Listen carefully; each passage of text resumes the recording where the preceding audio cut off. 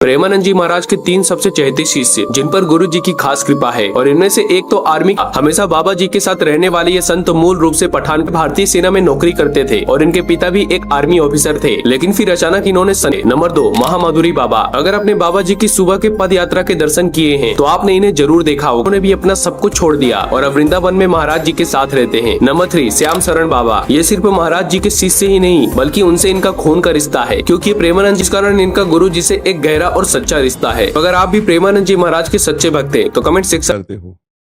पता नहीं शाम तक जीवित रहें कि ना रहें, हमें भरोसा नहीं, तो हम संकल्प क्यों करें भाई मैं ये करूंगा। ये संकल्प तो वो करे जिसको कल का भरोसा हो। अपने लोग तो ऐसे मृत्यु लोक में है कि अगले सेकंड का भरोसा नहीं। तो ऐसी प्रार्थना करनी चाहिए कि हे प्रभु, यदि आपने मुझे जीवन दिया, सामर्थ्य दिया, समय दिया, तो ऐसी हमारी भावना बन रही कि हम 108 परिक्रमा कर लेंगे। और अगर नहीं समय, नहीं शरीर सामर्थ्य रही तो हम 1 को नहीं करेंगे, तो कोई अपराध नहीं लगेगा। अगर संकल्प ले लिया कि अब 108 करेंगी तो अब करना चाहिए। फिर देखो, संकल्प पूरा करना चाहिए। तो अभी इस जान तो शरीर में है ही, तो संकल्प के लिए फिर उसी कार्य में लगा जाता है। पर हम सबसे प्रार्थना करते हैं संकल्प ना लिया जाए। कभी कोई अगर नियम लेने की बात हो तो ये जरूर छूट दे दे कि हे प्रभु, यदि हमारा स्वास्थ्य ठीक रहा, हमारा जीवन रहा, तो हम आपके ऐसा कर लेंगे। और अगर नहीं रहा तो आपने कोई संकल्प किया नहीं तो पाप नहीं लगेगा। ऐसे थोड़ा अपराध बनने की होती है कि 108 के वो तब होता है जैसे कोई डील करते हैं ना, गोवर्धन महाराज मेरे पुत्र का नौकरी लग जाए, मैं 100 परिक्रमा करूंगी, तब जाके थोड़ा सा ऐसा ज्यादातर होता होगा। ऐसे भक्ति मिले ऐसा तो कम ही होता है। हाँ, तो करना चाहिए, फिर हमें लगता है करना चाहिए। पर अगर समय के पदार गया तो फिर कैसे कर पाएगा। मृत्यु लोक है और मरण धर्मा शरीर है, तो मुझे तो भरोसा 1 मिनट का नहीं है अपने शरीर का कि 1 मिनट ही अगला जिएगा कि नहीं जिएगा। इसीलिए संकल्प विकल्प करने का अधिकार ही नहीं है। पता नहीं शाम तक जिएंगे क्यों भाई, पक्का है किसी को? पता नहीं शाम तक जिएंगे कि नहीं, तो हम क्या संकल्प करें। हमें तो यही कि प्रभु जैसे चलावे वैसे चल रहे हैं। परिक्रमा करवा दिया, परिक्रमा करने बैठे बैठे राधा राधा जप रहे, मांग के खा लिया, भगवान के भरोसे बाबा जी। ऐसे गृहस्थी में अपने धर्म कर्म किए, जब समय मिला तो परिक्रमा कर गए। अच्छा, प्रार्थना करना स्वामी से कोई गलत बात नहीं कि हमारे बच्चे की नौकरी लग जाए, हमारा काम बन जाए, जरूर करो। भगवान से नहीं करोगे तो किससे करोगे? करना चाहिए। पर ये करके कि हमारी कामना पूर्ण कर दो, हम इतना करेंगे, फिर बंधन हो जाएगा। हम इतना क्यों करें, तुम्हारी परिक्रमा करेंगे हमारा काम पूर्ण। स्वार्थी हो क्या? हमारे पिता हो, हमारे स्वामी हो, हमारी जरूरत है, मांग रहे कि प्रभु हमें एक संतान दे दो, हम आपको कुछ करेंगे। ये हमें बस नहीं, हमारे पास तो जो कुछ दिया हुआ सब आपका है नाथ। स्वाभाविक 108 परिक्रमा लग जाए, कोई बात नहीं। संकल्प मत करो, मांग जरूर लो, तुम्हें मांगना है। और छूट दे दो कि प्रभु यदि उचित हो तो ऐसा करना, अगर उचित ना हो तो प्रभु लाख बार मांगो तो भी पूरा मत करना। ये भक्तों की मांगे होती हैं, ये सत्संगियों की मांगे होती है कि नाथ मेरी आवश्यकता तो है, अगर आपको उचित लगे तो आप दे देना, और अगर उचित ना लगे तो मेरे मांगने पर भी आप ना देना। ये जब ये बात बनी रहती है कि जितना नाम जब होना चाहिए उतना नहीं होता, ये बात तो हमारे में भी है। इतनी पीड़ा तो हमको भी बनी रहती है कि जितना होना चाहिए उतना नहीं होता। इतनी पीड़ा हम अपने गुरुदेव भगवान में भी देखी। एक दिन उन्होंने कहा क्या बताएं, जीवन निकल गया, छक के नाम जपने को नहीं हुआ। रात दिन मंत्र में नाम में लगे, रात दिन 10 वर्ष समीप रह के सेवा में रहे। तो देख बोले क्या बताऊं, पूरी जिंदगी निकल गई, छक के नाम जपने को नहीं मिला। तो भगवत भजन करने वाले में भजन की इतनी भूख बढ़ जाती है कि रात दिन भजन करने पर भी उसको ऐसा अनुभव होता है कि जैसा होना चाहिए वैसा। यही अखंड भजन बनाता है, यही अखंड। पर इस अखंड भजन होते हुए भी रोना आएगा, भजन का ही फल है। भजन करते हुए भजन की इतनी भूख होना कि भगवान से भजन ही मांगना कि प्रभु मुझे भजन करते, अभी वो भजन नहीं होता जैसा प्रेम से होना चाहिए। हर एक महात्मा को, हर एक भजनानंदी को अनुभव होगा, और ये अगर हुआ तो भजन अखंड होने लगेगा। क्योंकि हम जिसकी पीड़ा महसूस करते हैं उसको हम भूलना कैसे बर्दाश्त कर पाएंगे? तभी वो अखंड स्मृति कर पाता है। और जो संतुष्ट हो जाता है भजन में, वो भजनानंदी नहीं होता। जो अपनी बात कहते हैं, मुझे तो गुरुदेव ने संभाला, नहीं तो साधन भजन हो रहा था, और वो अहंकार जनित था। जब गुरुदेव ने कृपा करी तो हमारे अहंकार को चकनाचूर हुआ। तब ये बात समझ में आई कि गुरु कृपा से मोक्ष मूलम गुरु कृपा। गुरुदेव भगवान साक्षात करुणा में प्रियालाल के स्वरूप हैं। वो जब कृपा करते हैं तो अहंकार नष्ट हो जाता है, और अहंकार नष्ट होते ही दैन्यता आ जाती है। और प्रियालाल को दैन्यता बहुत प्रिय है, और वो दैन्यता कृपा से ही आएगी, और गुरु के चरणों में आसक्त रहो। देखो, हम आपको गुरु महिमा की एक बात बता दें, जब हम कोरा कागज होकर गुरुदेव के चरणों में समर्पित होते हैं तभी हमारी हृदय में लिखा पढ़ी सही होती है।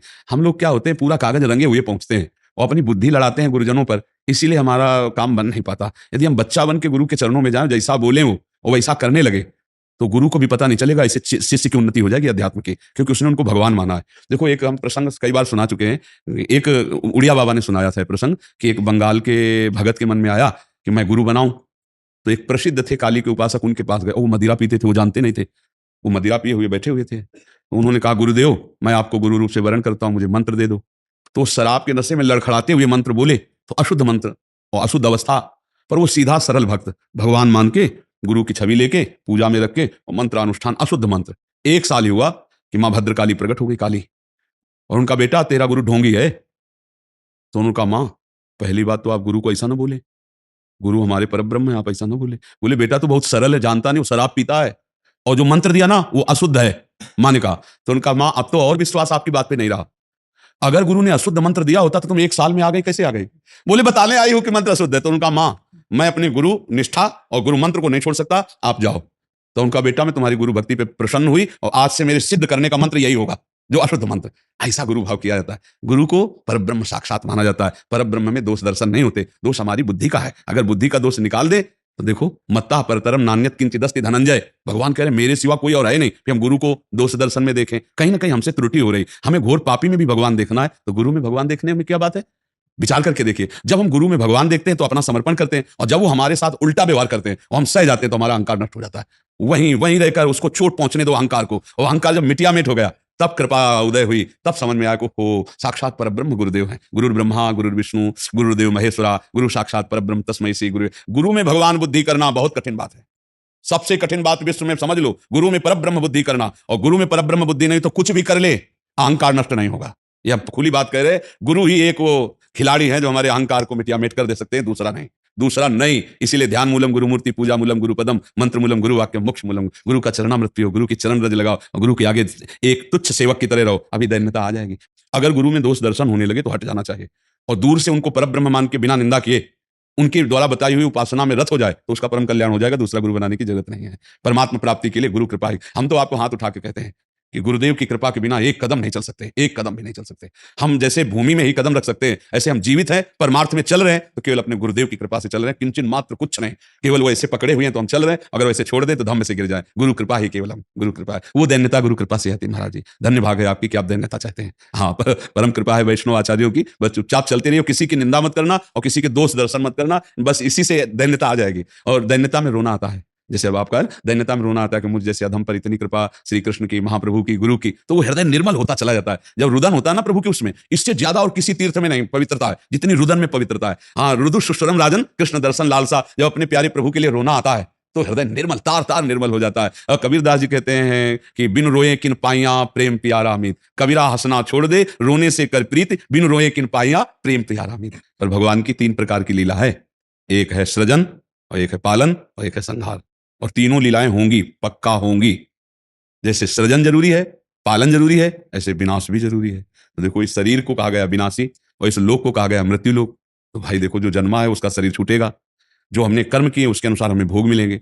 अब हम भगवान से भजन के बल से, उनके प्रार्थना के बल से हमको क्षमा याचना करवा सकते हैं। तो अपने पुत्र के लिए, अपने कल्याण के लिए, अपने परिवार के कल्याण के लिए, समाज के मंगल के लिए भगवान का नाम जप करे, भगवान से प्रार्थना करे, दूसरों को शुभ पहुंचावे, धर्म पूर्वक आचरण करे, तो निश्चित मंगल होता है। हाँ, बहुत अच्छा है। देखो, यशोदा मैया स्वयं भगवान लाला के रूप में आयला, तो गौ की पूछ से झाड़ला और ब्राह्मणों को बुलाकर स्वस्ति वाचन कराना, दान देना, मेरा लाला कन्हैया सुरक्षित रहे। क्योंकि बड़े बड़े आक्रमण हुए ना, पूतना है, तृणावर्त, अघासुर, बकासुर, तो मैया घबरा जाती थी कि दुनिया की बलाएं हमारे लाले के पीछे काहे पड़ी। और अच्छा, माँ को अपने पुत्र का महान स्वरूप दिखाने पर भी दिखता ले, क्योंकि माँ है ना, उनको तो लगता है मेरा लाला है, तो बार बार वो परेशान हो जाती थी। और स्वयं भगवान की रक्षा के लिए भगवान के नाम का प्रयोग किया, केशव भगवान बाजुओं की रक्षा करे, ऐसे करे, ऐसे। तो हमें लगता है भगवान का नाम जप और धर्माचरण, दूसरों को सुख पहुंचाना, और इसका फल मेरा पुत्र सुरक्षित रहे, मेरे पुत्र की बुद्धि शुद्ध हो, मेरे पुत्र को कभी विपत्ति ना हो। तो ये देखो, माँ में बहुत बड़ी सामर्थ्य है।